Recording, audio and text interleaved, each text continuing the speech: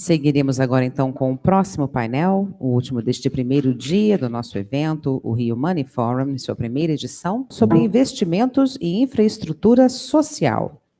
Como palestrantes, gostaríamos de convidar para compor o palco o sócio-diretor da Confiance Finanças e Negócios, Gustavo Poppe.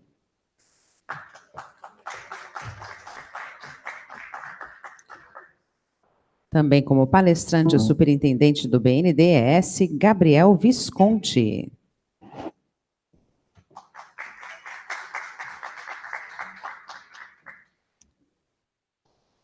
O sócio da Utopia Brasil, Marco Brandão. Como debatedor, o diretor do Instituto Unibanco, Ricardo Henriques.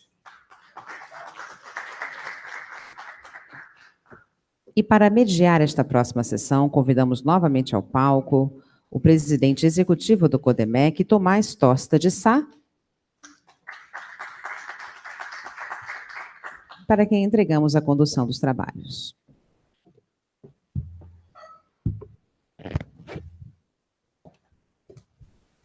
Bem, agradeço a paciência daqueles que já me ouviram pela parte da manhã. Eu vou evitar falar, eu vou deixar mais os meus companheiros de painel falarem, mas eu acho que o Brasil está num momento fantástico, apesar da crise institucional. Eu costumo dizer que o Brasil, há 500 anos, sofre do que eu chamo o delírio regulatório, e ouvimos hoje, durante a apresentação neste painel, fortes críticas ao nosso sistema regulatório, ou mesmo a regulação que não se sustenta e que faz com que o risco de investimento em Brasil fique maior, principalmente quando se tratam de temas de longo prazo. O outro grande problema no Brasil, eu mencionei pela manhã, chama-se o furor arrecadatório.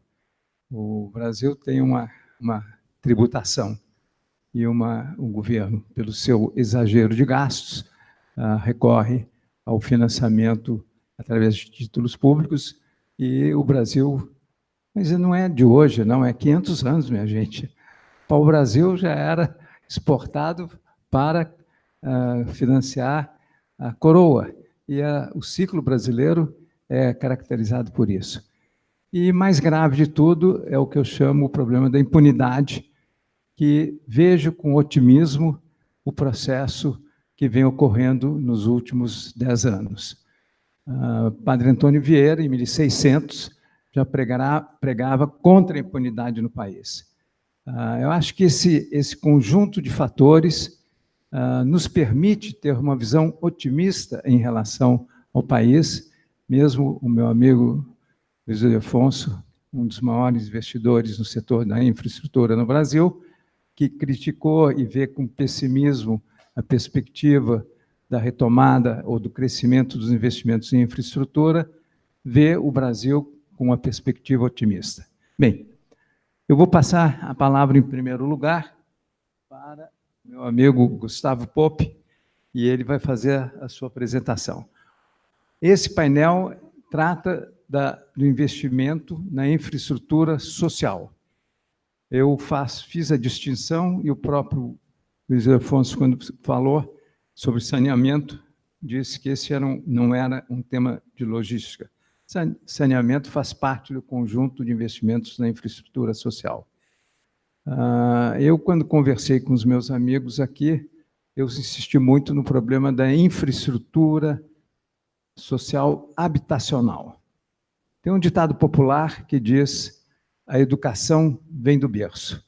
E a minha pergunta é a possibilidade de um favelado, uma pessoa que mora na favela, ter um berço em casa para a educação do seu filho na fase em que a criança mais necessita, que é de 1 a 6 anos, a formação da criança se dá efetivamente nesse período?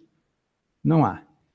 Enquanto não resolvermos o problema da habitação, em conjunto com o problema da educação, e aí tem outros fatores que eu chamo, foi abordado aqui também, a infraestrutura de transporte, a infraestrutura da mobilidade urbana. Não é possível você ter grandes programas habitacionais, mandando as pessoas para viajarem 3 horas para chegar em sua casa e 3 horas para voltarem do trabalho para sua casa e vice-versa. Isso, na minha visão, é um grande limitador do problema da habitação. E, mais do que tudo, a questão da propriedade. Hoje está sendo fortemente debatida a questão de dar a propriedade ao... eu chamo favelado, hoje chamam-se as comunidades. Quer dizer, o Brasil tem uma população que vive em comunidades gigantesca e que não tem sequer o direito de propriedade. Bem, esses temas vão ser abordados por eles, eu vou ficar calado agora e passo a vocês a palavra. Gustavo. Bom, obrigado a todos, obrigado, Tomás, pelo convite. Cumprimento também os demais participantes aqui do painel. Bom, eu vou dar uma perspectiva mais do ponto de vista do setor privado, né, investimento em habitação. Só preciso do passador. Obrigado. Eu trabalho com Minha Casa Minha Vida, já na verdade, desde 2009, né, que quando começou o projeto, mas desde 2007 com habitação popular. E realmente, quando a gente já discutia naquela época, né, em 2007, a questão do déficit habitacional, que é um problema realmente concreto, né, no país. E quando a gente olha, né, em 2007 a gente tinha cerca aí de 10%, né, das unidades estavam em déficit. Hoje, em torno de 9%, chegou a subir um pouco, mas a gente está com um déficit razoavelmente controlado, né? E eu diria que esses números, né, eles só não cresceram fortemente, né, nos últimos anos, em função, efetivamente, do programa Minha Casa Minha Vida, né, do governo federal, que teve, até 2016, era o último dado que eu tinha, até agora, 2017 chegou a 3,7 milhões aproximadamente. Isso representa cerca de 5,5%, 6% dos domicílios no país. Quando a gente pensa que o déficit é 9%, né, a gente vê qual a importância, de fato, desse programa, né, a um custo de R$ 112 mil por unidade. É interessante porque o programa Minha Casa Minha Vida, você teria aí, até 2014, metade das unidades foram entregues para o segmento faixa 1 e metade para o segmento faixa 2. E hoje tem 1,5, 2 e 3. Né? O que distingue os dois, essa faixa 1 das outras faixas, é que na faixa 1, basicamente, você não tem a venda a mercado, você consegue obter esse imóvel, né? O futuro morador, ele consegue a partir de listas, de inscrições nas prefeituras e tudo mais. Não é comprando de fato, né? Mas é simplesmente se inscrevendo no programa. Faixa 1,5 para cima é a mercado. E eu te falo que a mercado, principalmente até o faixa 1,5, é um dos segmentos mais rentáveis. Aliás, eu diria hoje, um dos únicos rentáveis no setor de habitação, no setor de incorporação imobiliária.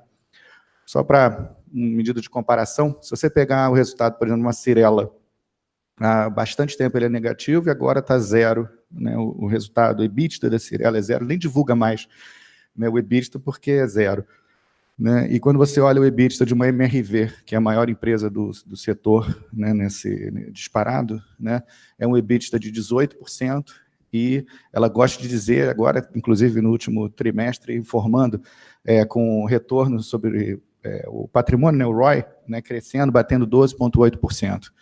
O ROI da Tenda agora tem 13%, 68 milhões de EBITDA, em cima de 400 de receita. Quer dizer, você vê que esse segmento é o único segmento, de fato, né, que restou, digamos assim, rentável no mercado imobiliário no Brasil, com essa crise que aconteceu.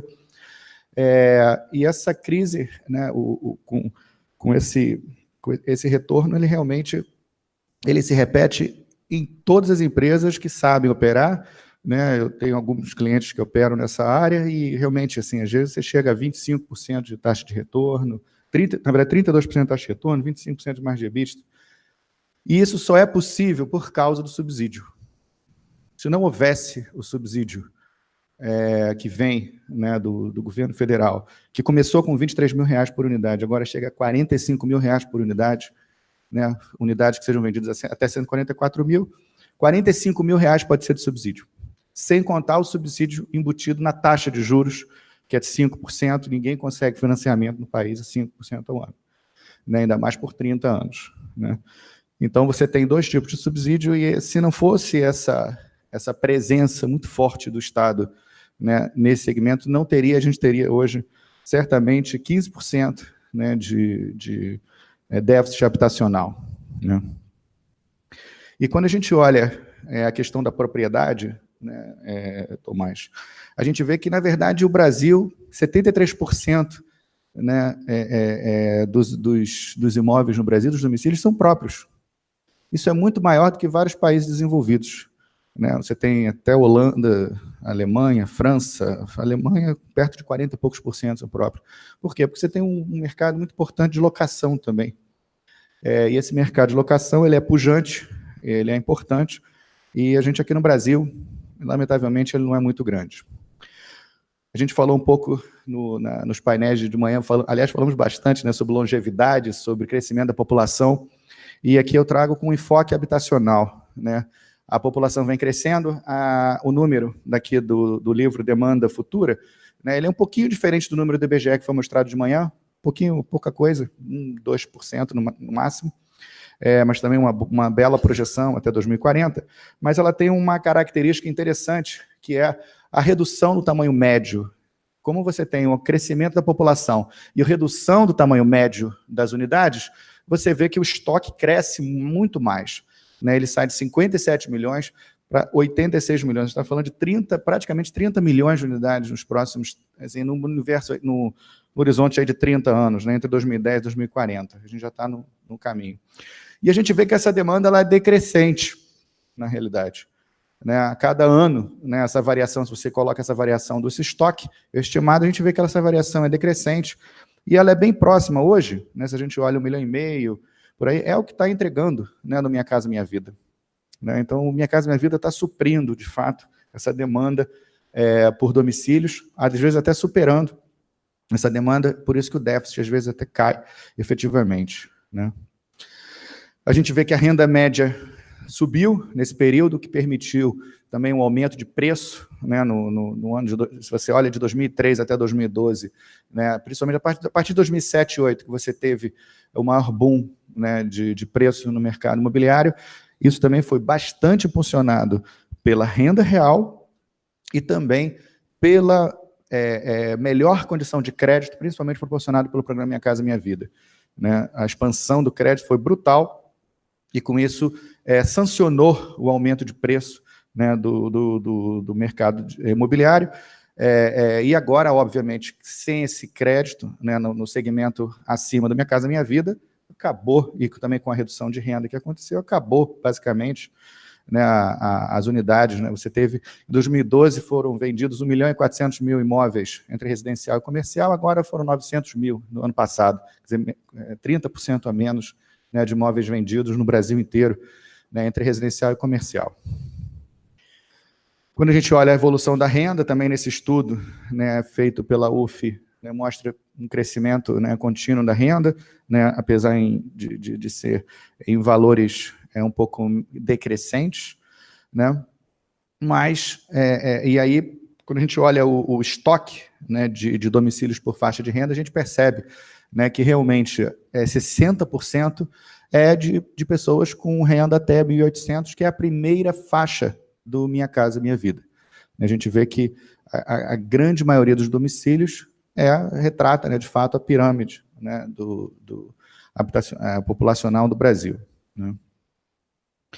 Quando a gente olha por tamanho, a gente percebe uma movimentação interessante nos próximos anos, né, com imóveis para uma pessoa, para duas pessoas, passando a representar mais de 50% da demanda, né, do estoque total, e com esse crescimento vai ser fortemente focado na unidade de duas e uma pessoa, que é principalmente o foco do Minha Casa Minha Vida, normalmente são unidades de 2 quartos, né, 1 e 2 quartos.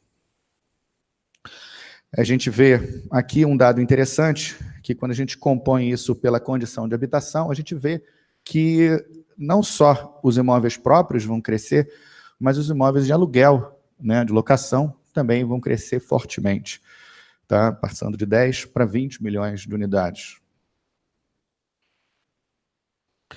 Peraí que eu acho que passou de... Não.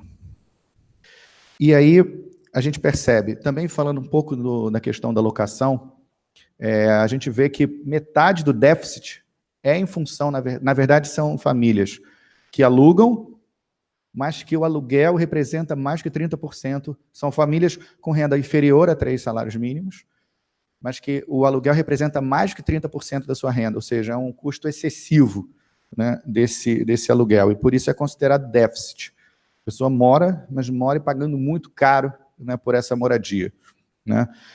Ou seja, tudo isso que eu coloquei, né, leva a uma expectativa em relação ao aluguel também, ou seja, existe um programa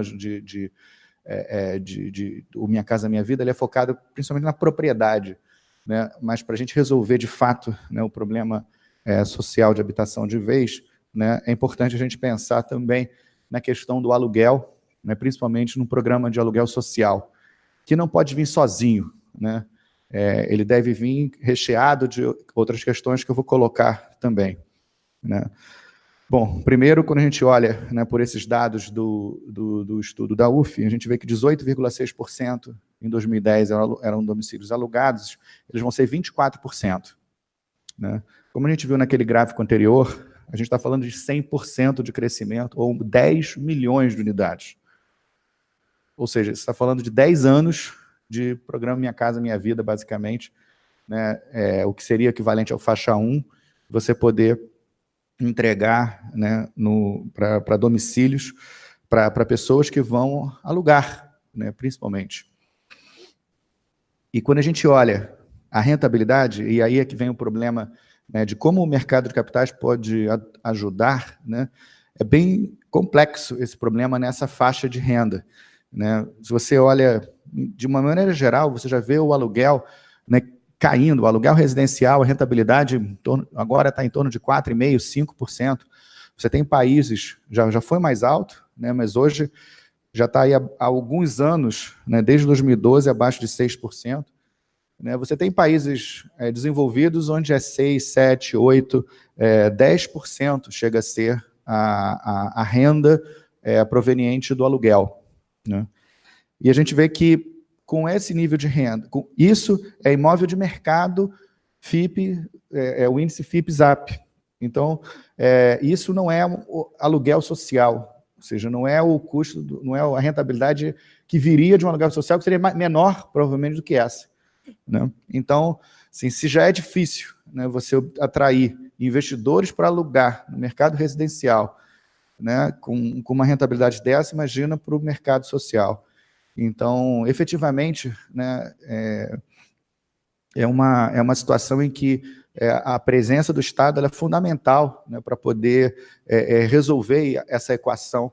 Né? Não tem nenhum país do mundo, né, que conseguiu, de fato, resolver o problema de habitação social sem uma presença forte do Estado. Né? E o Brasil está fazendo isso, né? E eu acho, assim, a meu ver, né, que a questão é mais de ampliação e aprofundamento dos programas do que outra coisa. Agora, quando a gente olha o faixa 1, que é aquele que a pessoa praticamente, ela até paga, né, por isso, mas você tem uma taxa de inadimplência incrivelmente alta, né, seja para o condomínio, seja para o próprio pagamento, né, do arrendamento, né, mas você tem uma situação realmente complicada de fraude, de venda daquele imóvel.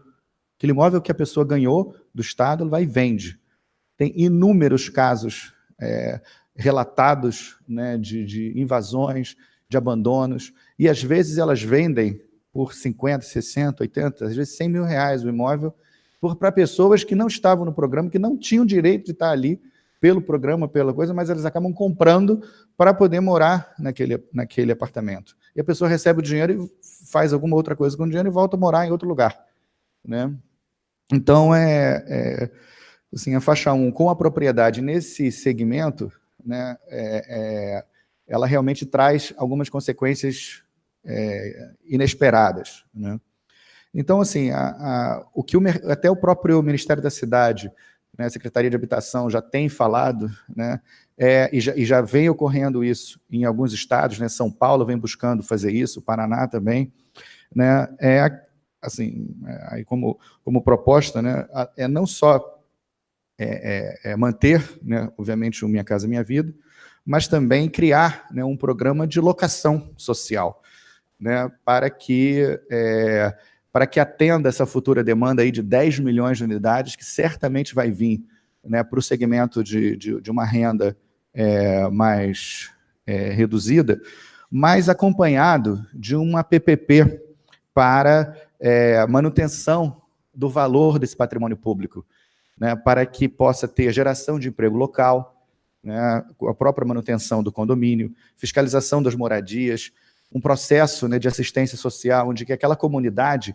ela passe a ser uma comunidade sustentável, de fato, né, e que aquilo ali não haja degradação do bem público, né, a partir do momento que ele, inclusive, se mantenha como bem público, que aquela pessoa que está ali, ela pode até, em determinado momento, falar assim, não, agora eu quero comprar um apartamento, bom, eu vou para outro lugar, eu vou comprar outro apartamento em outro local, né, e aí vaga para outras pessoas, mas aquele bem público está ali, onde ela vai gozar de segurança pública, eventualmente energia renovável que pode ser colocada, né, ou seja, uma empresa, uma parceria, que a renda, aquele pagamento é um pagamento de aluguel e um pagamento de condomínio junto, né, e parte do valor é justamente direcionado para a empresa privada, né, que vai estar fazendo manutenção, e você consegue manter, né,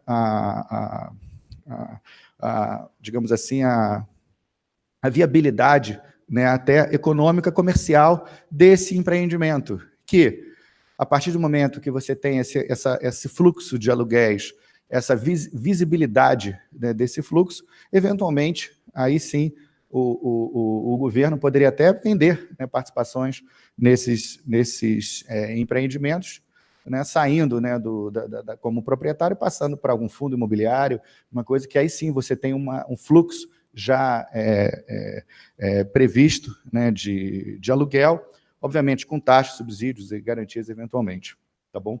Então essa é a ideia. Muito obrigado aí por todos.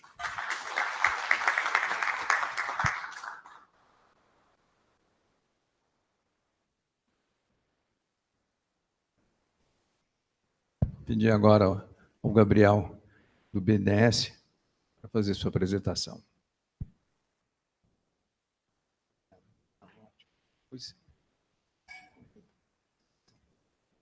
Vamos lá. Boa tarde a todos. Sei que vocês devem estar um pouco cansados, o dia inteiro de fórum. Boa tarde aqui, meus colegas de palco. Procurar ser bem breve, nem precisar das plaquinhas, de 5 minutos, 10 minutos. Eu acho que mais vale a gente debater, que eu apresentar aqui muitas informações. Então, o que eu vou mostrar hoje, e quando eu estive conversando com o Tomás, ele destacou a importância da habitação, e eu até falei, Tomás, o banco não tem uma tradição muito grande em habitação, no financiamento habitacional.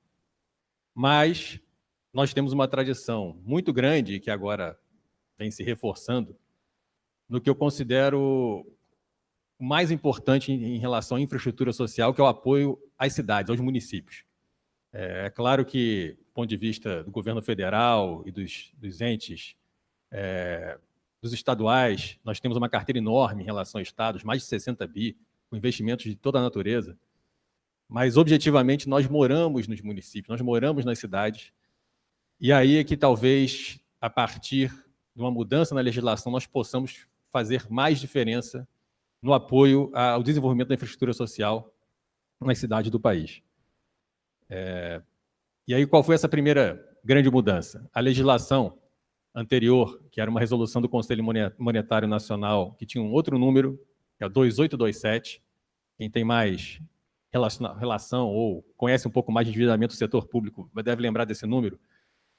A 2827, ela regulava o financiamento ao setor público, e esse financiamento, objetivamente, era totalmente contingenciado. Isso quer dizer que à exceção dos estados que conseguiam incluir nos seus programas de ajustes fiscais, os PAFs, e as chamadas específicas de algum programa do governo federal, por exemplo, o PAC, agora o Avançar, para os municípios pouco sobrava espaço para se endividarem. Então, ou eles faziam com recursos próprios, ou eles não faziam. Isso quer dizer que o banco, durante muito tempo, à exceção de um programa, que é o PIMAT, Programa da Modernização Tributária, ele não pôde apoiar diretamente os municípios. Com exceções, obviamente, via PAC, a parte de saneamento, alguma coisa de mobilidade, aí o exemplo é o Rio de Janeiro, por conta das Olimpíadas. Mas, em geral, a infraestrutura social dos municípios ela estava dedicada à sorte dos próprios municípios. Eles deveriam fazer os investimentos ou contar com investimentos estaduais. Com essa nova resolução, a 4589, abriu-se oportunidade para que, além dos estados, os municípios também possam se endividar. Então, hoje, a Secretaria do Tesouro Nacional possui um estoque de até 24 bi, sendo 17 com garantia da União e 7 sem garantia da União, para realizar operações com entes públicos. Isso é inédito. Nos últimos 10 anos, nada foi feito em relação a municípios, apenas naquelas exceções que eu comentei. Isso quer dizer que os municípios, que os quase 5.700 municípios do país, têm a oportunidade de procurarem um agente financeiro, pode ser o BNDES, pode ser a Caixa, o Banco do Brasil, um banco comercial, se endividarem para investirem. Então, na verdade, houve uma grande mudança em relação a isso, e é nessa mudança que o BNDES enxerga uma grande também oportunidade para incentivar que os municípios tragam projetos mais estruturados, ao invés de trazer demandas pontuais. E aí, acho que a transformação da infraestrutura social de um município, os investimentos necessários que perpassam a saúde, a educação, a mobilidade, a administração tributária desse município e também, obviamente, a habitação, além de outros, eles devem ser melhor coordenados, melhor planejados. E os municípios, lembrando, não têm uma grande tradição em relação a isso. Faziam por conta própria, e muitos fizeram bem feito, mas muitos outros, por não ter essa oportunidade, por ter limitações fiscais, acabavam fazendo investimentos pontuais e deixavam de fazer um planejamento que era necessário. Então, agora, os prefeitos, que hoje ocupam o cargo, e os próximos que daqui a 2 anos serão eleitos ou reeleitos, têm uma oportunidade diferente, uma oportunidade única na história recente de se planejarem melhor. E o BNDES enxerga isso, como eu falei antes, como uma oportunidade e tem incentivado bastante e ajudado na estruturação de projetos.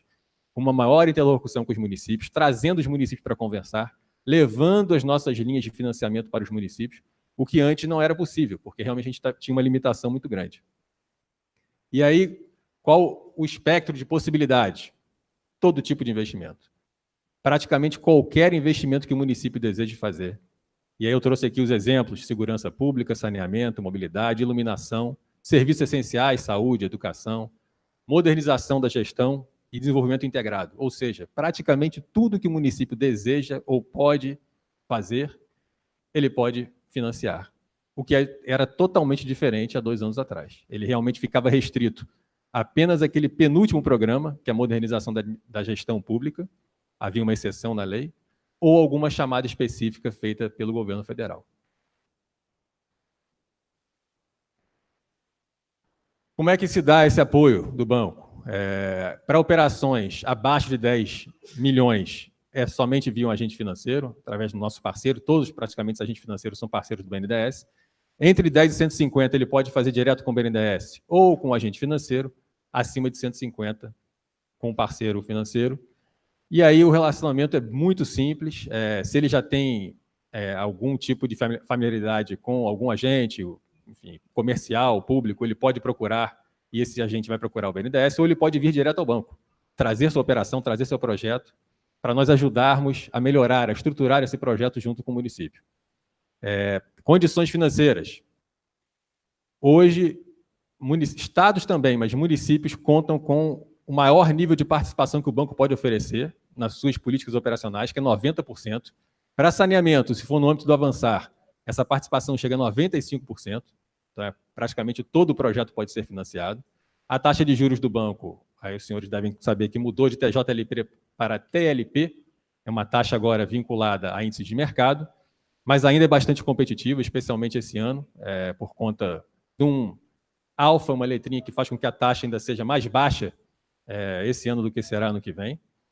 E o spread do banco é um spread de 0,9 para aquilo que é mais prioritário, que é segurança e saneamento, ou 1,3 para os demais itens, e a taxa de risco é de 1%. Se for com garantia da União, é 0,1, é praticamente nada. Se for via agente financeiro, essa taxa de risco é negociada entre o município, o ente público, no caso, e o agente financeiro. Prazos 24 anos, dependendo do projeto, e pode ir mais se for um grande projeto de mobilidade, no âmbito do avançar, pode chegar até 34 anos. Então, são condições bastante favoráveis, porque o banco entende que, se desejamos realmente fazer com que os municípios invistam, melhorem as condições de vida da população, é necessário que nós ofereçamos as melhores condições financeiras possíveis. Aqui é só um resumo do como se dá o processo de solicitação de apoio. É muito simples, existe tudo agora na internet, no site do banco, um roteiro para apresentação do projeto, que fichas devem ser trazidas, que tipo de documentação. E uma observação importante é que esse processo está sendo revisto atualmente no banco, ele deve se tornar mais célere, mais eficiente, mais digitalizado do que já foi no passado. Ricardo, quando esteve lá, pegou um processo que não era esse aqui, e daqui a um ano o processo será diferente do que é esse também. Então, há uma busca de maior eficiência, melhor atendimento ao nosso cliente permanente, e o nosso presidente, o Diogo, e a diretoria têm trabalhado incessantemente, cobrado, estabelecido metas, para que nós possamos entregar um produto melhor num prazo inferior. Em relação à segurança, eu trouxe aqui só alguns highlights. Em relação à segurança, muita gente pensa que município, a questão da segurança está muito mais focada em relação aos entes estaduais. De fato, a parte de armamentos, em grande parte, quase todos os municípios do país não permitem que a Guarda Municipal possua armas, mas quando a gente fala de segurança, a gente não está falando somente de armamentos ou de carros, está falando de inteligência, de sistemas integrados, e aí a Internet das Coisas, que a IoT, ela presta grandes serviços, a parte de laboratórios, a integração de informações. A parte de iluminação pública também tem um componente importante em relação à segurança, mas aqui a gente está falando muito da eficiência no uso, na redução da conta municipal, no que se refere ao uso da energia, na melhor prestação de serviços. A partir de um sistema de iluminação mais inteligente, você consegue elevar a qualidade do serviço, iluminar melhor, colher informações e até propiciar com que os índices de criminalidade caiam, não só porque a iluminação ela é mais eficiente, mas também porque é possível você instalar chips inteligentes que permitem que você, através de sensores especiais, coletem dados, e aí, por exemplo, a partir do disparo de uma arma, o tipo de arma e a quantidade de disparos, e você consegue deslocar o contingente policial com o armamento adequado para aquele local. Isso já existe, está disponível, é possível de ser financiado. É óbvio que não é um investimento, é um investimento custoso, mas é um investimento que traz um retorno muito elevado no que se refere à redução do consumo, à melhoria do consumo, consumo mais racional, e, ao mesmo tempo, uma prestação de serviços de maior qualidade para a população. A população se sente mais segura, mais bem atendida, e são investimentos que podem também ser financiados e com prazo longo, dependendo do tipo de retorno que se pensa. E tem a questão também ambiental, extremamente relevante, porque a redução do consumo em relação ao consumo, em relação à demanda que se tem para esse tipo de investimento, ela é substancial, chega a 20%, 30% de redução do consumo. Paralelamente aos investimentos em segurança, saneamento, o banco também tem uma carteira de saneamento bastante extensa, e eu não haveria tempo aqui de detalhar os investimentos em saneamento. Nós focamos bastante no relacionamento com o município, na parte de investimentos integrados. E aí existe um programa que é o PMI, Programa Multissetorial Integrado, onde nós buscamos realmente que o município traga ou desenvolva ou planeje um investimento melhor coordenado, melhor planejado. E aí nós estamos falando de todas as áreas: urbanização, equipamentos públicos para recuperação, de revitalização de áreas degradadas, saneamento, inclusive, transporte de passageiros e habitação.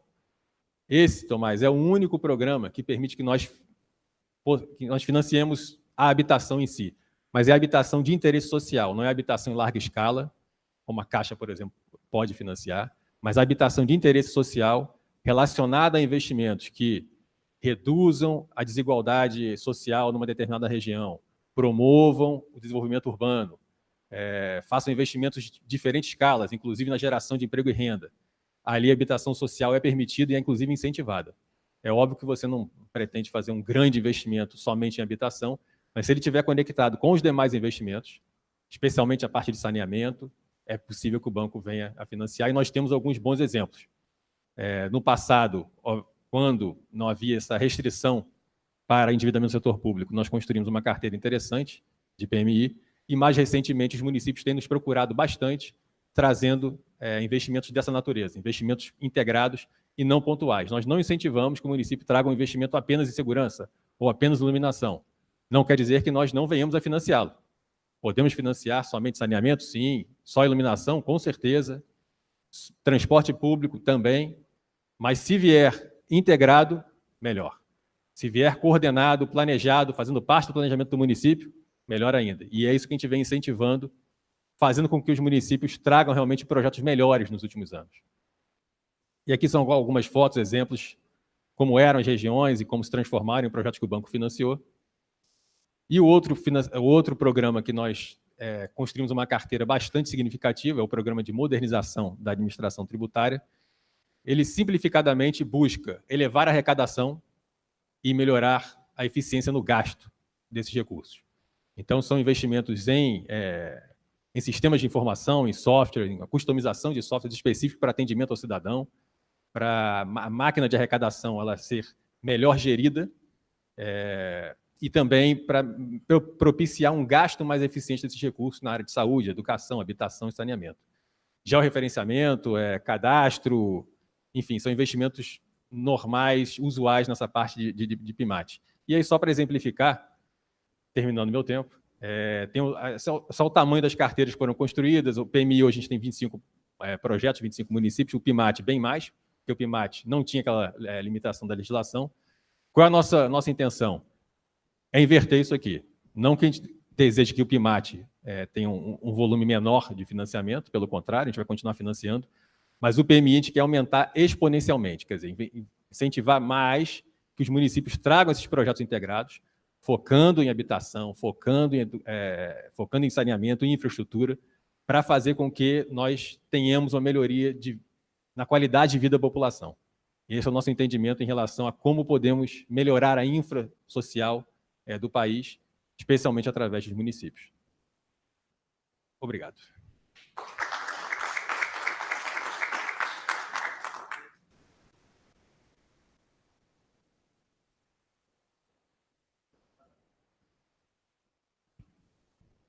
Marco, fale você aí sobre a utopia.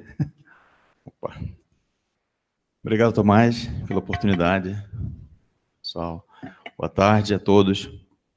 Bom, eu venho aqui representar a utopia.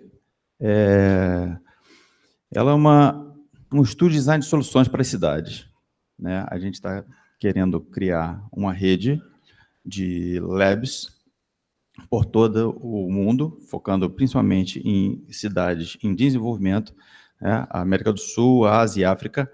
Hoje a gente já está aqui no Rio. A nossa nave-mãe, como a gente chama, a gente não trata como uma sede ou headquarters, nem nada disso, para não ter essa hierarquia tão dura. A proposta é justamente ser uma coisa muito mais horizontal, um formato de rede. Então, estamos em São Francisco, né, em Silicon Valley, no Rio, Katmandu, no Nepal, Ulaanbaatar, na Mongólia.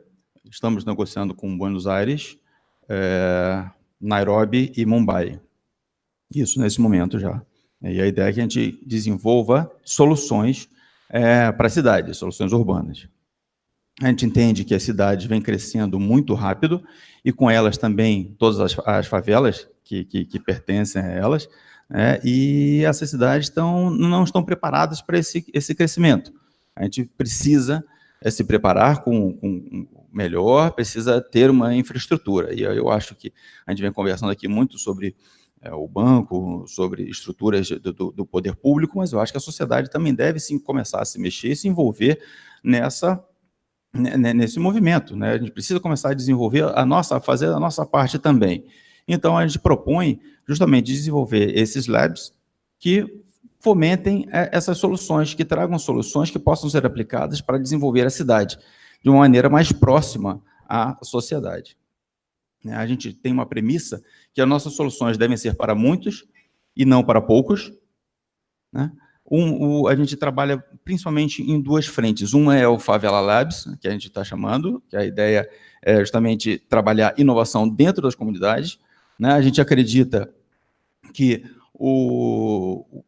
na verdade, o brasileiro tem como identidade o samba, o brasileiro tem como identidade o pagode, o funk, independente de gostos, a resiliência, a adaptação, a criatividade, e muito disso vem das comunidades, vem das favelas. Então, hoje existe uma percepção que as comunidades são um problema das cidades, e, na verdade, não. Na verdade, ele pode virar um polo muito interessante de criatividade, de desenvolvimento de soluções, e que isso possa virar fomentar até, né, fazendo com que a economia fique um pouco mais pujante lá dentro, em vez de ficar só precisando de movimentos como Minha Casa Minha Vida, e dependendo do governo, que elas possam criar instrumentos e dinheiros que possam se manter, né? A gente tem um foco de trabalhar 70% nas favelas, né, desenvolvendo essas soluções junto com pessoas locais,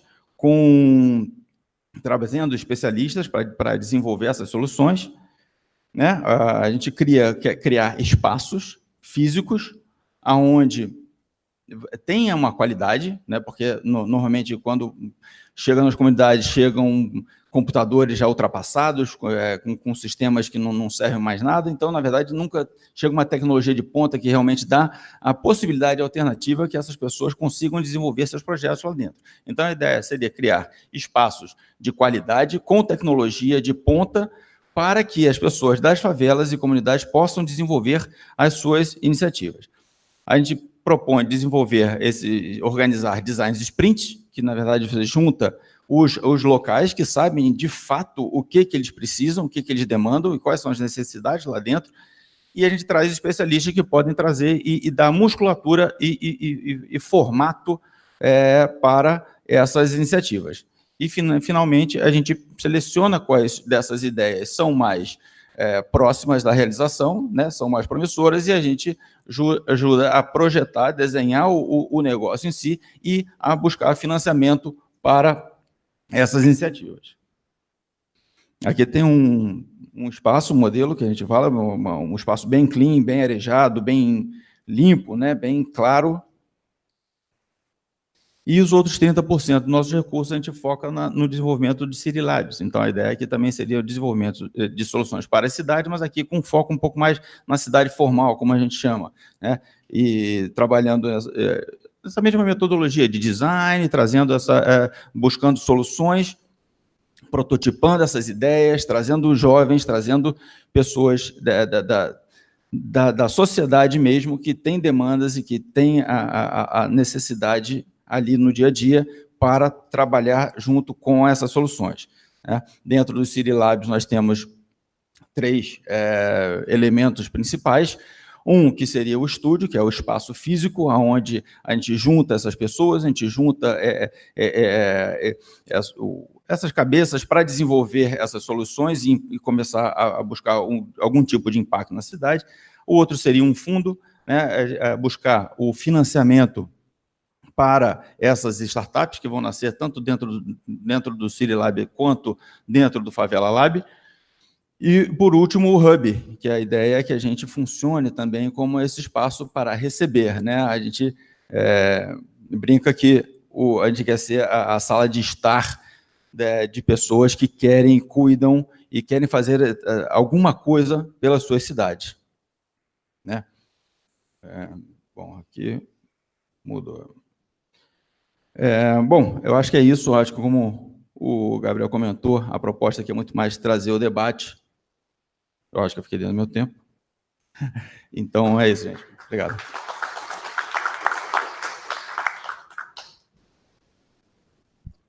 Passa agora a palavra ao Ricardo Henriques, do Instituto Unibanco, que eu não tinha o prazer de conhecer até agora há pouco, mas que foi muito bem recomendado por todas as pessoas que o conhecem. Ricardo, por favor. Obrigado, Tomás. Obrigado, prazer estar aqui. Acho que eu fui convidado mais não pela minha função atual, mas por algumas das atividades passadas. Eu acho que eu vou fazer um comentário rápido para a gente poder circular o debate, mas eu acho que o que parece que é estratégico hoje, numa visão de infraestrutura social, e acho que gostei do Tomás provocar a partir da habitação, que nem sempre se provoca a partir da habitação, e acho que a utopia está claramente nessa direção, é um entendimento, acho que o BNDES está claramente indo nessa direção, de que os nossos desafios de infraestrutura social têm que sair de um caminho que a nossa história, sobretudo recente, pós-democratização, produziu visões segmentadas sobre a construção da ocupação do espaço. É óbvio que a gente tem um problema enorme de direito de propriedade, sobretudo nas áreas de favelas, como estão colocadas, isso cria uma maior restrição, mas o que a gente parecia que estaria fazendo, sobretudo em São Paulo nos anos 50, na verdade, dos 40 para os 50, quando você tem a grande vinda dos arquitetos, né, dos urbanistas europeus, para a diáspora europeia, para a Segunda Guerra, junto com o modernismo brasileiro, parecia que a gente estava indo em direção a construir cidades com alta densidade demográfica, com multiuso, tá, e multifuncionalidades. A gente não fez isso. A gente fez a pista ali na virada dos 40 para os 50, São Paulo parecia que estava fazendo a referência nessa direção, e mesmo São Paulo, Rio de Janeiro é talvez a maior alegoria das grandes metrópoles nessa direção. A gente segmentou a cidade como um todo, fez a urbis não se instituiu fazendo as habitações, né, residenciais ficarem totalmente distantes das atividades funcionais, comerciais. Já a gente foi isolando esse processo e criou, obviamente, uma apartação que segmentou áreas em São Paulo, populares e não populares. Aqui a gente integrou favelas nas áreas ricas, mas fez a periferia ficar muito precarizada. Naturalizou uma situação absurda na estrutura urbana brasileira, sobretudo com a aceleração dos anos 70 para cá, que parece que dá para você ter cidades, metrópoles, sem resolver o problema de saneamento, certo? Isso, o mundo inteiro entendeu que isso era totalmente absurdo, e nós fizemos uma visão meio etapista, achando que o saneamento viria depois. Por definição, não vem depois, certo? E a gente tem que fazer uma mitigação gigantesca, muito mais cara, absurdamente mais cara, tá certo? No entanto, a gente criou essa cultura. Você vê que todo investimento de infraestrutura, no Rio de Janeiro ou fora, todo o dilema da última milha da água e do esgoto não se resolve, quer dizer, o poder público vai até o final, mesmo as empreiteiras privadas vão até o final, mas você não liga o sistema de esgoto, não liga o sistema de distribuição como deveria ser, você fica à beira de instituir um projeto de saneamento integrado. Então, acho que a gente... O Gustavo mencionou uma coisa só para colocar um complicador nessa história. É óbvio que, como nós não conseguimos, sobretudo nos últimos 25 anos, enfrentar o problema da segurança, nós temos um efeito perverso, mesmo em agendas que estão... O Gustavo está totalmente certo, né? Se a gente conseguiu conter o aumento do déficit habitacional popular, né, com a estratégia de Minha Casa Minha Vida, a gente estaria numa situação muito pior se não tivesse feito esse investimento tão articulado. No entanto, parte daquela colocação que o Gustavo trouxe do segundo piso, da revenda constante, ou pelo menos acima do esperado, com qualquer taxa razoável de retorno do mercado imobiliário, está associado ao crime. certo? Parte grande está associada à forma com que ou as milícias ou o narcotráfico se apoderaram da estrutura condominial da Minha Casa Minha Vida e definiram de forma velada os mercados secundários em torno do direito à propriedade do Minha Casa Minha Vida. Parte disso, acho, que está associado ao que me parece que tanto a Utopia trouxe aqui, como o BNDES está agora nessa linha novamente, que é entender que você não deveria ter um projeto de tanto fôlego habitacional sem integrar com as outras dimensões da infraestrutura social. Ou seja, você ter um investimento daquela monta, sem aumentar a densidade demográfica, sem colocar escola, sem colocar algum atendimento na área da saúde, sem reduzir os custos de mobilidade razoável, botando atividades comerciais perto, você criou, isolou esse processo que gera uma contracorrente do que seria uma modernização dos processos de ocupação urbana, que implicariam alta densidade e multifuncionalidade, certo?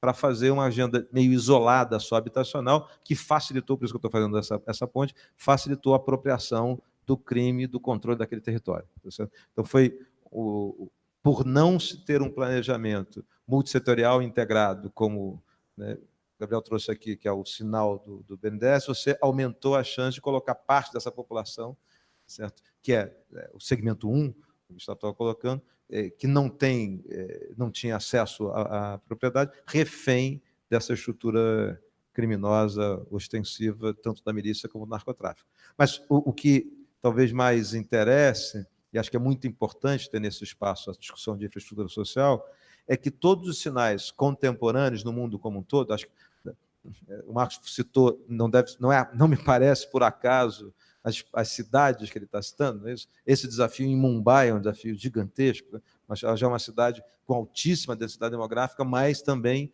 sem fazer a agenda de integração das multidimensões do espaço urbano. Né? Lá o desafio de saneamento também segue muito alto, etc. O que está colocado em jogo é, diante de uma agenda, né, de atualização contemporânea, de uma parceria público-privada, ou formal e não formal, quer dizer, uma visão de bem público que é compartilhada por governos e empresários, pelo setor privado e pelo setor público, nós precisaríamos ter, talvez agora, de forma mais sóbria, estratégias de investimento social urbano que dessem conta de fazer uma leitura multidimensional em que o polo habitacional necessariamente estaria vinculado ao polo econômico, ao polo do saneamento e ao polo do adensamento que está toda essa atividade. Tudo que não vai nessa direção tem se demonstrado equivocado no mundo como um todo. E a gente está perdendo essa agenda. Só sublinhar, existe parte da cultura brasileira, curiosamente, que, de forma perversa, evitou os adensamentos, certo? E, com isso, prejudicou a capacidade de você dar conta de ter essa visão mais integrada. Isso faz parte muito das nossas grandes histórias da FAUS, etc. Então, a gente precisa, de alguma forma, reverter isso para ter um investimento integrado que, por exemplo, tenha retornos que eu acho que podem ser exponenciais, desde que você diz que é intolerável uma cidade com mais de 200 mil habitantes, só para pegar esse recorte, que já é bastante razoável, sem ter resolvido o problema do saneamento. Isso não é consistente e não é rentável, certo? Você tem que jogar o valor da unidade, ou você artificializa ele completamente, obviamente ele não tem valor real ali na frente, certo? Ou ele não é rentável porque você não consegue colocar a valor presente algo que seja consistente para o uso da terra que você está colocado ali, aquele pedaço da terra. Além do mais, você precisa ter comércio junto com a habitação e junto com os investimentos essenciais. Isso daria ganhos de externalidade tanto para a mobilidade urbana, como para a segurança e para outra coisa que a gente esquece, que para isso a gente precisa ir nessa direção, para a questão climática, tá? E ambiental. Então, não parece haver muita divergência nos arranjos atuais, contemporâneos, sobre a necessidade dessa abordagem multissetorial e com o que cabe de cada ator nesse processo. Quanto mais integrado esse processo, maior a capacidade do apetite empresarial ser traduzido em algo que seja consistente e rentável. Quanto mais integrado, maior a possibilidade das externalidades de investimento público se darem de forma positiva para aquele território. E quanto mais for integrado, maior a capacidade da sociedade se vincular a esse processo, descobrir formas alternativas de investimentos, dar conta de ter designs adequados ao seu contexto. Evidentemente, o adensamento no Vidigal não será o mesmo que em Costa Barros.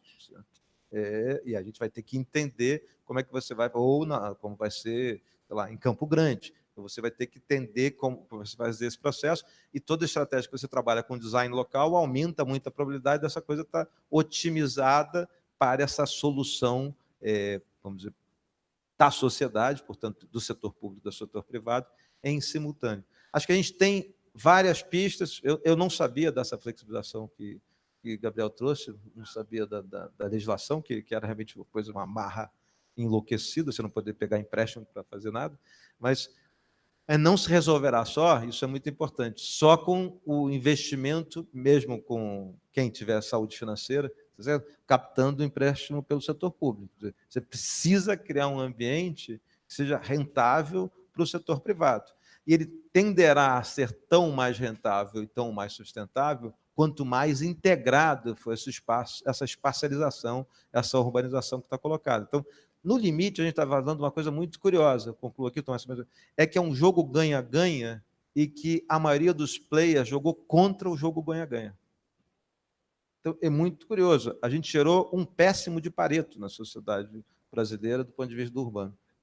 Então, está na hora de a gente dar uma arrumada nisso e repactuar e sentar na mesma plataforma governos, governo federal, estadual, municipal, setor privado, arrumar o campo da organização imobiliária, arrumar o campo do saneamento, arrumar essa ideia, em última instância, de que a gente não pode ter, só para concluir, padrões de desigualdade tão estratosféricos como a gente tem, porque com esses padrões de desigualdade você não enfrenta soluções urbanas. Para enfrentar essa questão da desigualdade, você precisa de um arranjo em que sociedade, governos, setor público e setor privado sentem como um todo e desfrutem desse jogo que, a princípio, certamente no médio prazo, às vezes não no curto prazo, é um jogo ganha-ganha para todos os atores. Há que se colocar isso na mesa e produzir formas de interlocução, articulação e construção de soluções compartilhadas que seja visível isso, que para todos é melhor. Então, no mínimo, é um desperdício de uma situação de oportunidade enorme, que é totalmente alinhada com o que o século XXI precisa fazer. É óbvio, frase final, que se a gente entender que a gente está numa economia do conhecimento, numa sociedade do conhecimento, esse negócio fica mais difícil.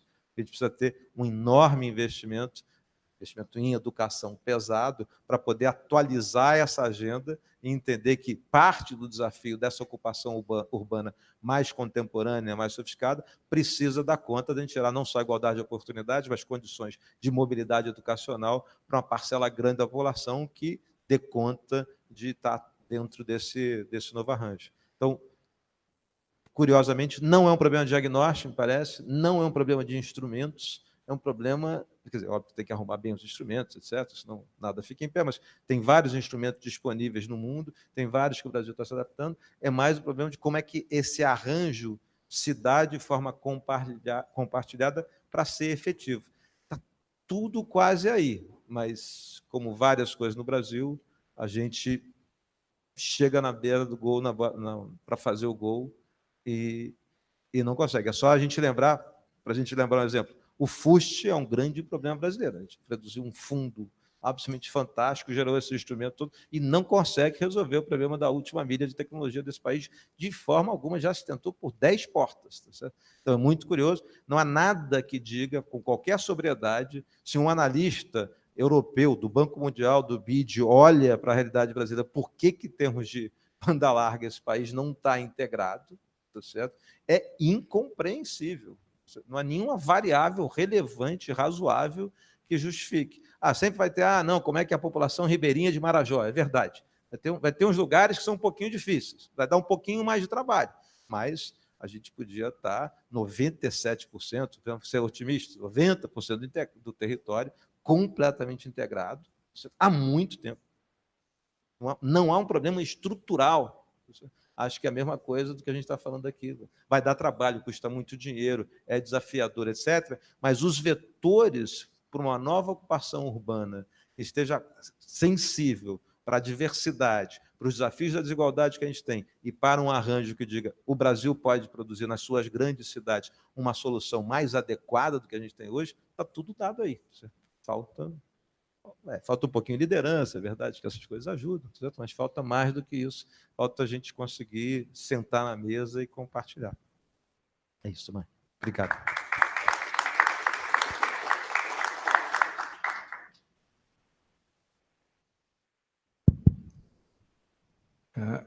Seguramente eu aprendi muito com as apresentações de vocês.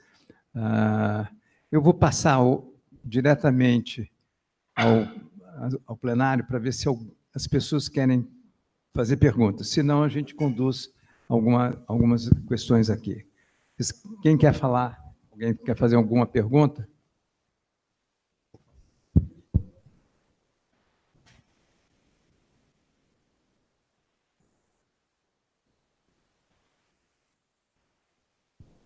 Boa tarde.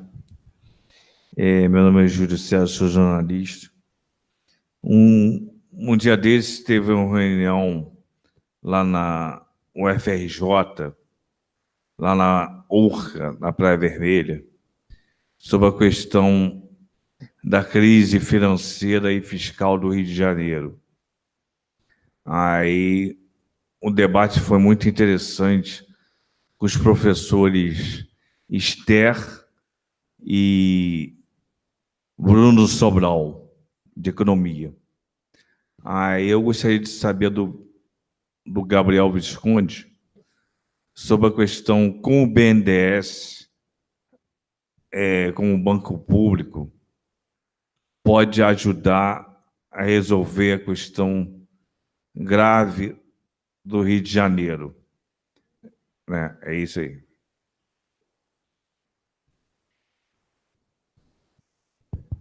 Obrigado pela pergunta, Júlio. Pergunta simples, solução fácil.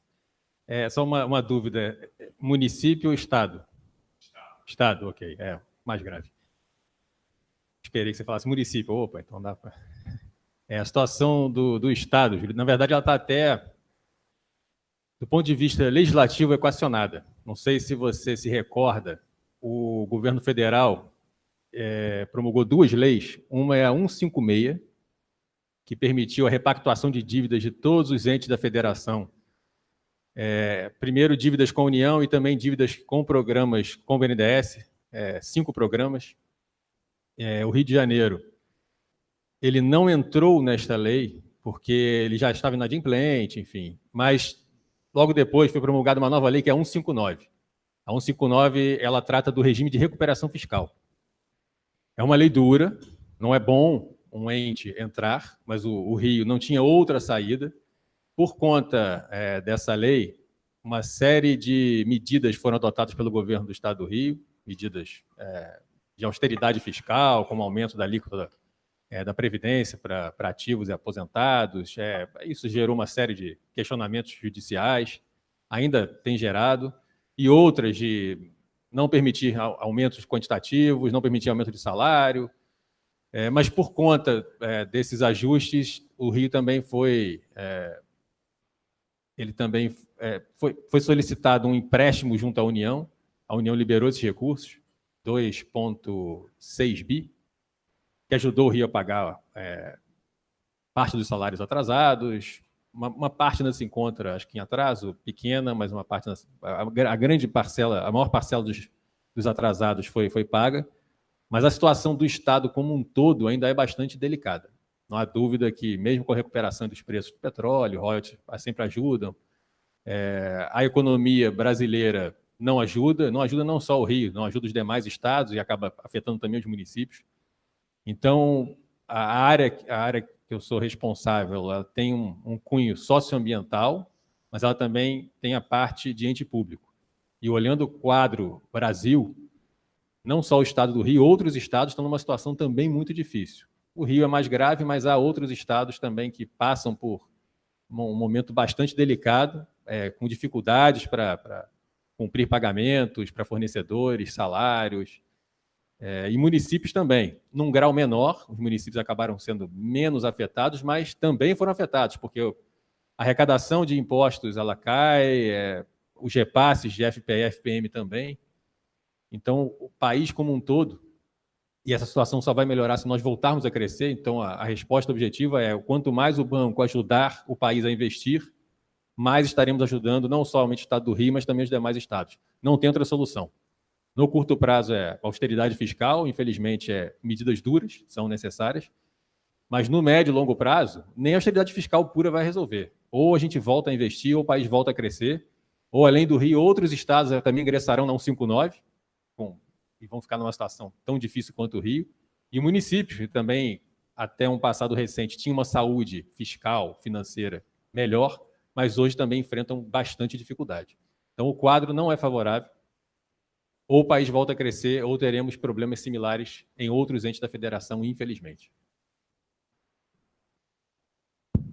Alguém mais quer fazer uma pergunta? Bem, eu vou aproveitar e vou fazer uma pergunta para vocês, sem especificar quem se habilitar, começa a responder.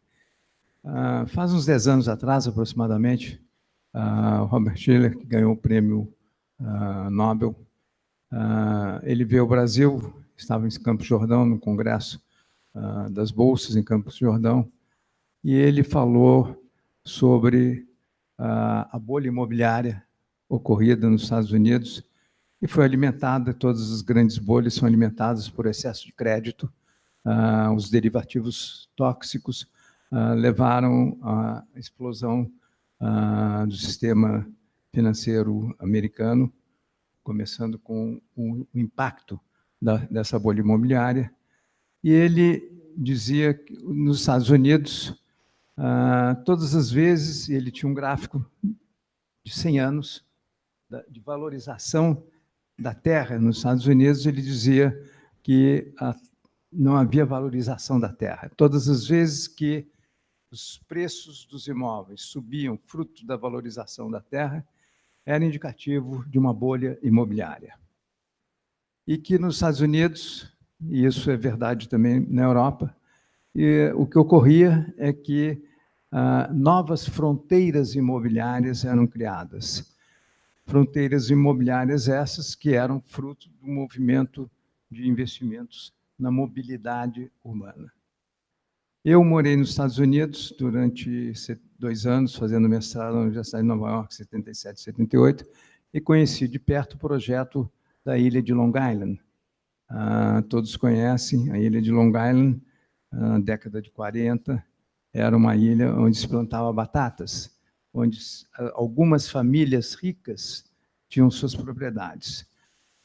Década de 40, talvez década de 30. Foi construída uma estrada de ferro da ponta da ilha até Nova York. E, em 1945, um empreendedor imobiliário percebeu que havia uma grande oportunidade de criação, eu vou chamar de bairros, mas na realidade, cidades ao longo do eixo dessa estrada de ferro. Long Island viabilizou um problema social dos pracinhas que voltavam da Segunda Guerra Mundial e que gostariam de morar em Nova York, não podiam morar, mas foram residindo nos bairros que foram criados por esse empreendedor e que hoje tem comunidades, bairros, que a pessoa demora 1h30 de trem, mas é um trem que oferece um transporte de qualidade. A minha pergunta é, por que no Brasil nós não partimos para uma busca de uma nova fronteira imobiliária? E segundo, sabemos todos que no Brasil nós temos uma enorme quantidade de imóveis de propriedade do governo, seja do INSS, seja de outros entes do governo. Isso conversando com o presidente do Sinduscom, Roberto Kaufmann, que foi um dos mentores da Minha Casa Minha Vida.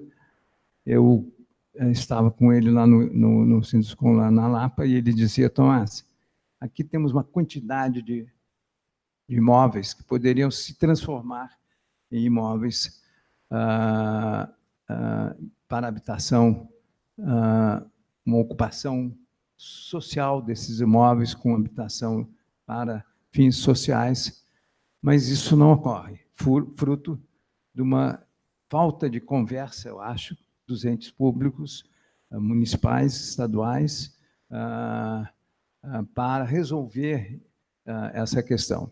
Eu queria ouvir de vocês as duas posições, porque há muita gente que critica quando eu falo na nova fronteira imobiliária.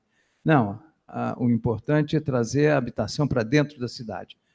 Concordo que há espaços absolutamente inutilizados, não são subutilizados, não são utilizados de todo, e que poderiam, com uma solução de natureza regulatória, coordenada, criar novos espaços. E tem a necessidade, sim, de você abrir uma nova fronteira imobiliária, expandindo os espaços. Eu digo que o arco abaixo, o arco rodoviário, criou uma situação de uma área extremamente propícia a essa expansão.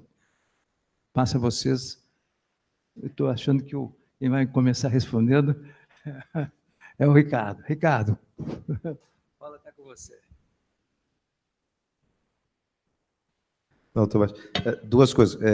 Existem várias experiências de expansão da fronteira territorial física que integrou a cidade. Agora, hoje, aí tem que ser mais específico, né? Se a gente pensar o Rio de Janeiro, a gente já viveu uma situação dessas curiosa, que foi a decisão de expansão para a Barra, né?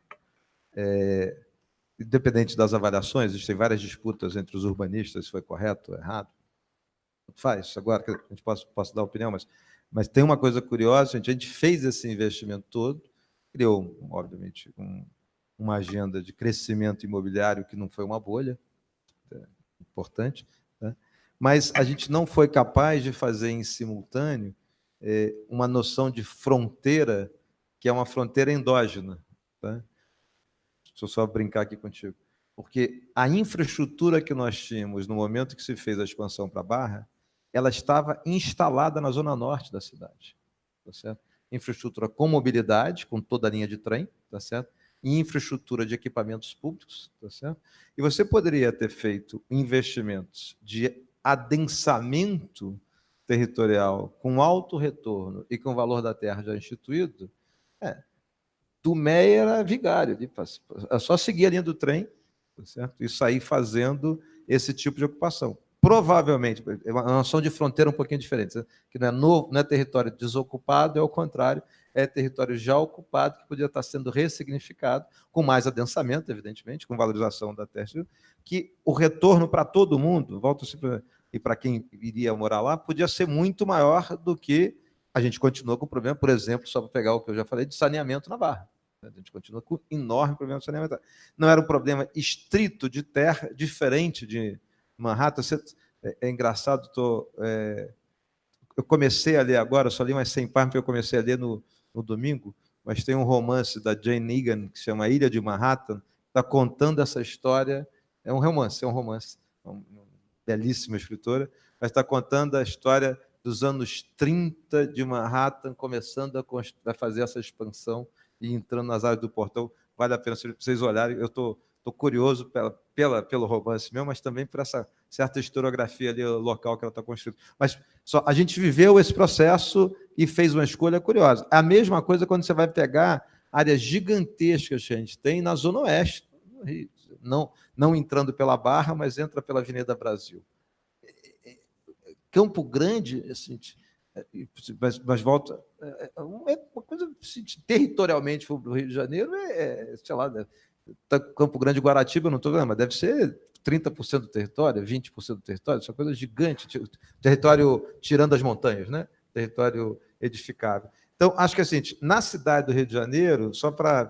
Tem o arco, eu acho que é totalmente possível pensar o arco, Tomás, sobretudo quando você está pensando, a ideia é que a gente pensa muito pouco no Rio, é verdade. O Rio, como foi capital, pensa... O Mauro Osório que diz o tempo todo, o Rio pensa o Brasil e o mundo e não pensa a cidade, né? Não se pensa. Então, a região metropolitana do Rio é mal pensada. Tá? Então, tem um pedaço de expansão dessa fronteira no arco, que vai pensar a região metropolitana, que realmente podia ser algo parecido com algumas cidades que aconteceram no mundo, que você tem um adensamento possível aí. Mas só para rolar a bola, acho que a gente tem lugares de adensamento que o investimento teria, ou o investimento marginal seria muito mais baixo para essas condições de infraestrutura social como um todo, que a gente desperdiça. Aí a quantidade de prédios subocupados ou não ocupados, terrenos com uma única habitação ou duas habitações, morando uma família, que podiam estar verticalizados, ocupando na Zona Norte como tudo, e você estaria sem ter que fazer dezenas de outros investimentos que são complementares e estaria melhorando enormemente a qualidade de vida das pessoas e podia estar deslocando, por exemplo, reduzindo parte das ocupações de áreas de risco, você podia estar fazendo várias coisas só ali naquilo, e pô, você pega o metrô, trem e metrô, você tem tempo de deslocamento, mas dado as coisas relativas com alguma qualidade, o transporte diferente de outros. Né? Só para complementar, assim, eu vivo isso na prática, né? Quer dizer, essa expansão urbana, né, ela é muito clara quando você está vendo o terreno que ele, na verdade, ainda está pagando ITR. Ele não paga né, IPTU ainda. Então, assim, você tem inúmeros casos dos terrenos que ainda são em zona rural e que eles estão prestes a virar urbano. Eles só não viram urbano justamente porque não tem ainda o projeto claramente definido para poder mudar, porque senão também paga um valor muito mais alto de imposto. Né?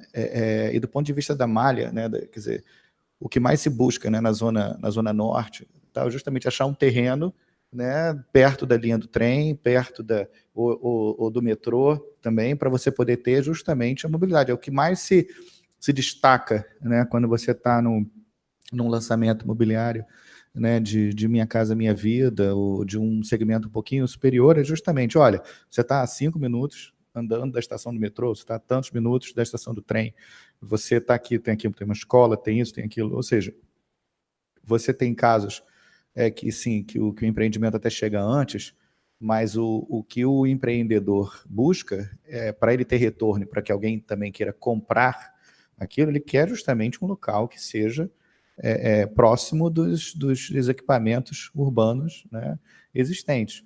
Então é difícil. Eu vou montar um projeto, por exemplo, nos anos 30, 40, Santa Cruz era uma fazenda, né? Hoje já não é mais. Não é assim, inclusive era da família da minha esposa, uma das fazendas, né? E aí outro dia eu negociei o terreno que era da fazenda dela. Falei assim, olha, tá vendo? Está valendo agora 10 milhões o seu terreno. Eu falei assim, o que é isso? Quase, né, tava o nome dela na matrícula, né? Da avó dela quase caiu, né? Porque, nossa, como pode isso? Aquilo ali a gente plantava, não lembro nem o que ela plantava, mas era nos anos 50, 60, não era nem 30.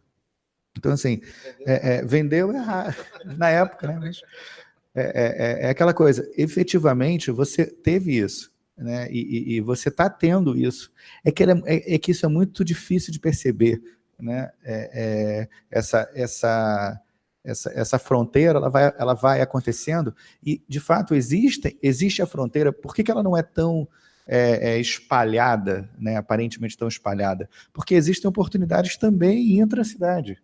Né? Essas oportunidades elas não podem ser simplesmente desprezadas.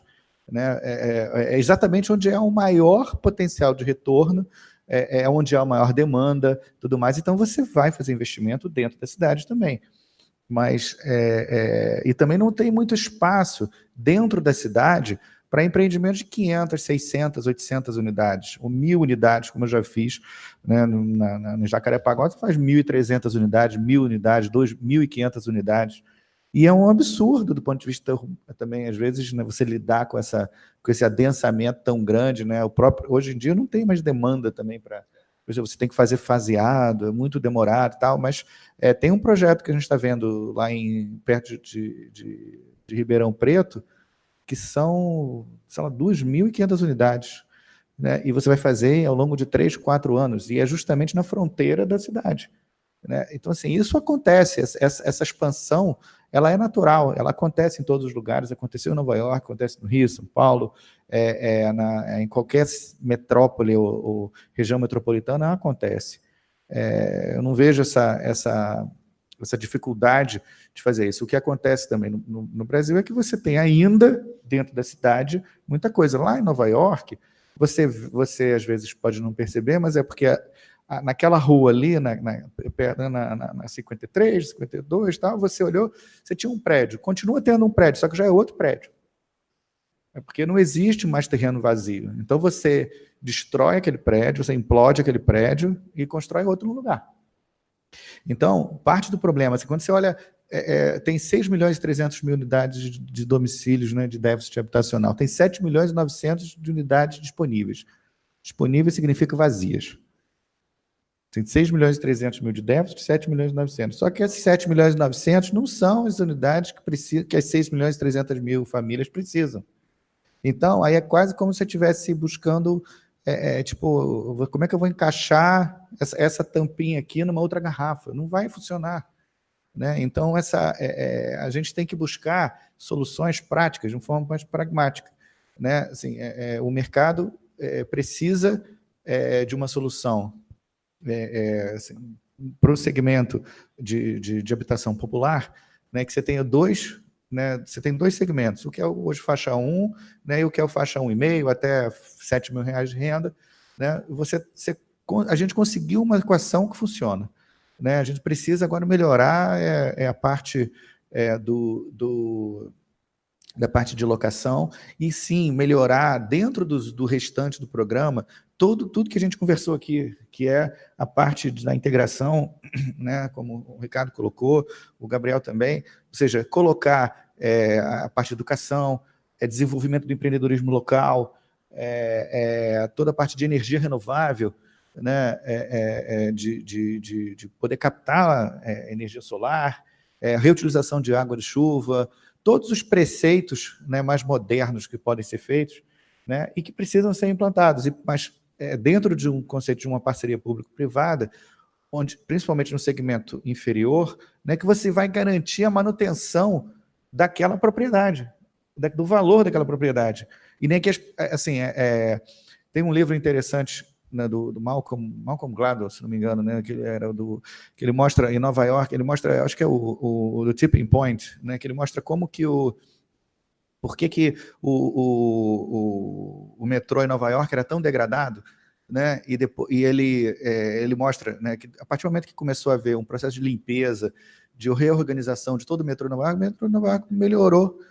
Ele melhorou completamente. Né? Por quê? Porque o ambiente também influencia demais. Então, se você tem um empreendimento imobiliário que está bem cuidado, né, e que você tem uma empresa responsável dentro de uma parceria público-privada, que ela é responsabilizada, tem que ser fiscalizada para fazer, para colocar a coisa, deixar a coisa em ordem, ela precisa, né, as pessoas vão se sentir bem ali. Isso é estudo, vários estudos apontam isso. Então, isso é importante. Tá ok?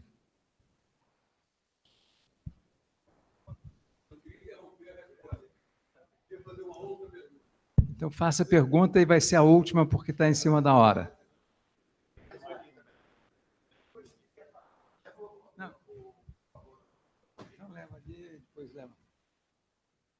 Bom, enquanto isso, eu só queria fazer uma parte, eu acho que, complementando tudo isso, né, eu sinto um pouco de falta de uma programação, planejamento disso tudo, né? Eu acho que o crescimento habitacional vai acontecer, as pessoas vão morar em algum lugar.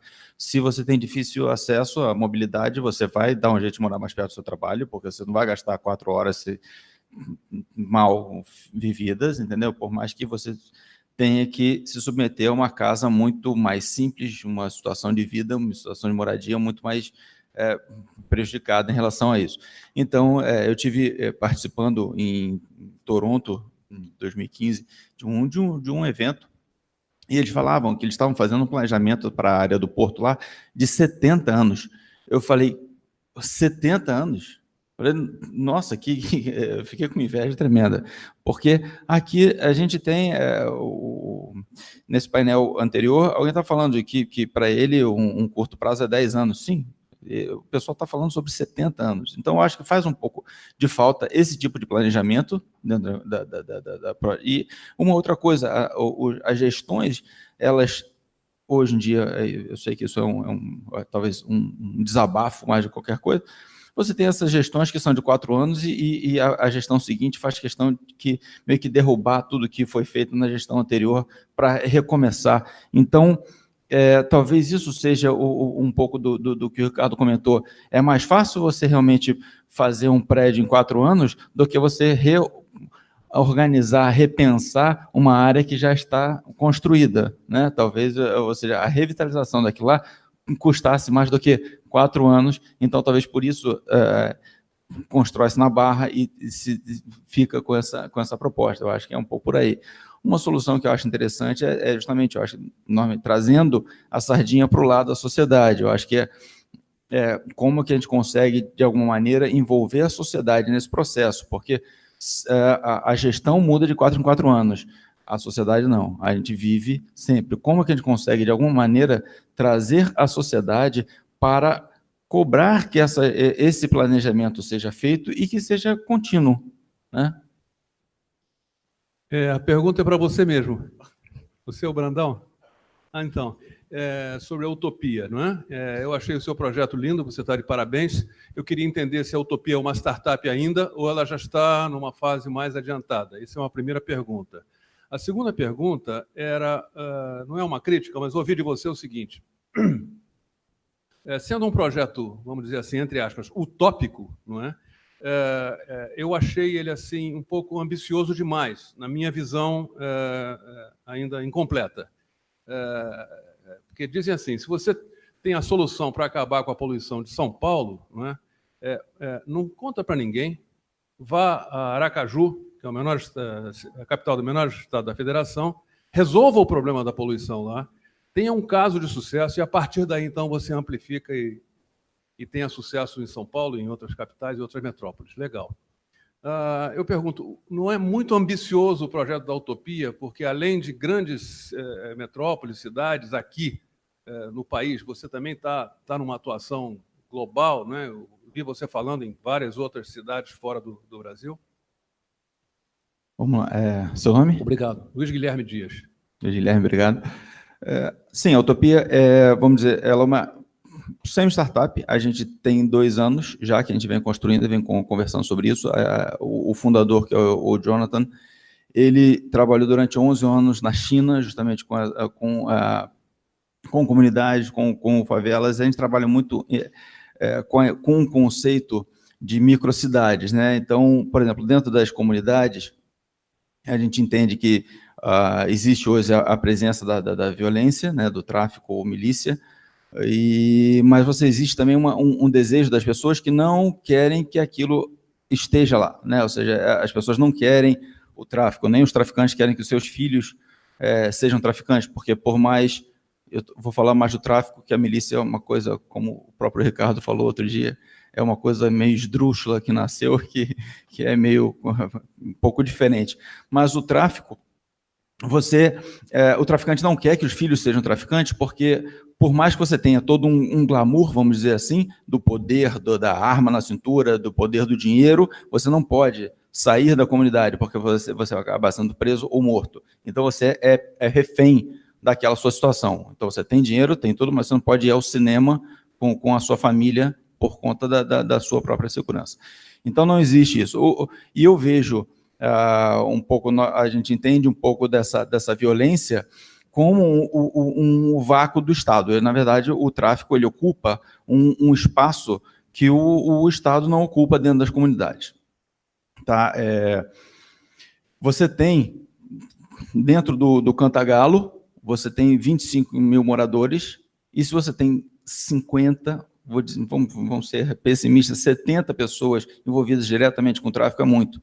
Então, essa é a porcentagem de pessoas que estão lá envolvidas com o tráfico, que fazem um estardalhaço e atrapalham, incomodam as outras 24.930 pessoas lá dentro. Ou seja, é muito pequena a porcentagem das pessoas que estão envolvidas e que fazem aquele grande barulho. Mas por que essas outras todas aceitam isso? Porque não é só por causa da pressão da violência, porque, sinceramente, se os traficantes também não são burros e se eles matam uma pessoa, ou 5 pessoas, ou 10 pessoas, a polícia vai subir lá no morro e vai matar todos eles. Então, eles não vão fazer isso. Eles querem... Tem um equilíbrio aí. Mas, quando uma pessoa fica doente, eles não vão na fila do SUS para solicitar remédio, eles vão ao traficante, pedem dinheiro ao tráfico. Quem faz a segurança do morro? Entendeu? É o tráfico. Então você tem... Desculpa. Então você tem algumas coisas que permitem que o tráfico, ou seja, que a população deva, de alguma maneira, ao tráfico, então, por isso, eles se submetem a aceitar a presença ali. Bom, você perguntou se é muito ousado. Sim, eu acho que é ousado. Eu acho que é bem ousado, mas eu acho também que você tem uma grande possibilidade disso. Eu acho que você tem uma demanda muito grande. Tá? Novamente, se a gente começa a fomentar o empreendedorismo dentro da favela, a gente entende que a economia pode aumentar, a economia aumentando, ela mesma, por si só, já pode diminuir, mitigar a violência, pode trazer novos recursos, ajudar na questão da moradia e etc. Sim, é usado. Porém, eu acho que a gente vai no sentido da utopia muito mais que de ser um sonho do que de ser uma coisa não alcançada, né? Ou seja, uma coisa que está sempre construindo para alcançarmos um objetivo final. Bom, meu nome é Ivan. Fala-se em adensamento populacional, mobilidade. Isso daí vai trazer mais gente. E emprego para essa gente?